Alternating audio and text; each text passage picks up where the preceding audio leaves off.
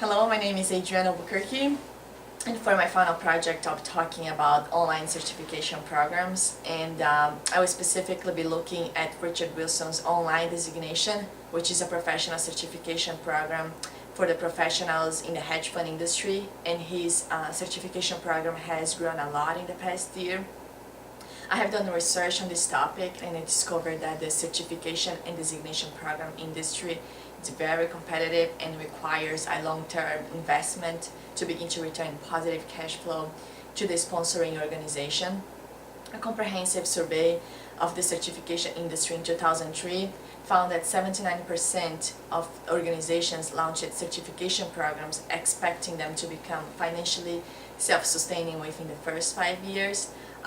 But the study showed that only 58% of the certification programs reached that goal. And Richard Wilson's online designation is part of this 58% statistic. Richard Wilson is the owner of the most popular website on hedge funds, which is hedgefundblogger.com.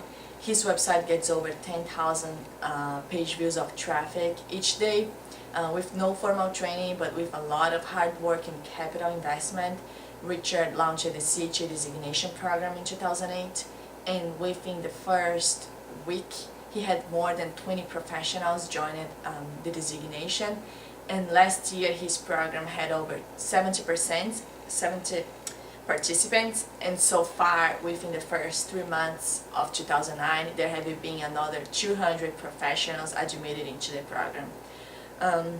Richard Wilson is not alone in this battle. He has more than 5 successful competitors that have been around for an average of 9 years each. His online designation is less than a year old, and so it faces many challenges in competing against these more established groups. Since the launch of the designation in June 2008, over 270 professionals have registered for the program, and even though the registration is open to the public only twice a year. There are many reasons why professionals are earning certification programs.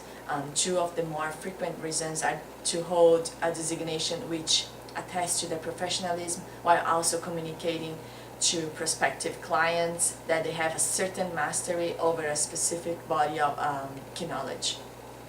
When I asked Richard on my last interview with him what was the biggest challenge to date, he answered me by saying that managing emails has been the hardest challenge so far. He received over 100,000 emails in the past year, and every month he gets thousands of additional emails, which makes it very hard to manage his time and reply to inquiries promptly. There are a lot of challenges for those who start an online certification. There is a lot of different online designations, and the amount of time that one needs to spend in order to have a successful business is significant. Richard Wilson stated on his past interview with me that he spent over 2,000 hours to get the designation started. He also said that many aspects of running a certification program, such as designing logos, hiring staff, obtaining office spaces, and managing legal disputes, may be too much for some, and the costs can quickly add up to a significant sum. Another challenge to these professionals who run certification programs is that many of the most experienced and successful professionals in the industry have less of a need of completing the certification program. Their portfolio of work, relationships, and accomplishments speak for themselves and would not have been possible without a level of knowledge that would often exceed what would be required on a certification exam. This can cut down on the number of qualified professionals one can attract to a new program. And the success of Richard's program has also recently been seen by other organizations. Several internet marketing professionals who Richard knows routinely earn between $30,000 to $9,000 a month through their online businesses, and see continued growth despite these tough economic times.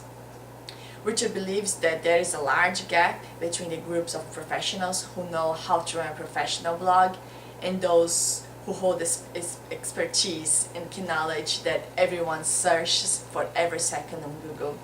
Bridging this gap is where one area of business opportunity will reside for many years to come, with almost every niche imaginable. For my final interview with Richard that will happen next week, I will be asking him more about the financial crisis and how this has affected his business. I will also discuss with him how his business has done over the past 2 months since our last interview in March. Thank you.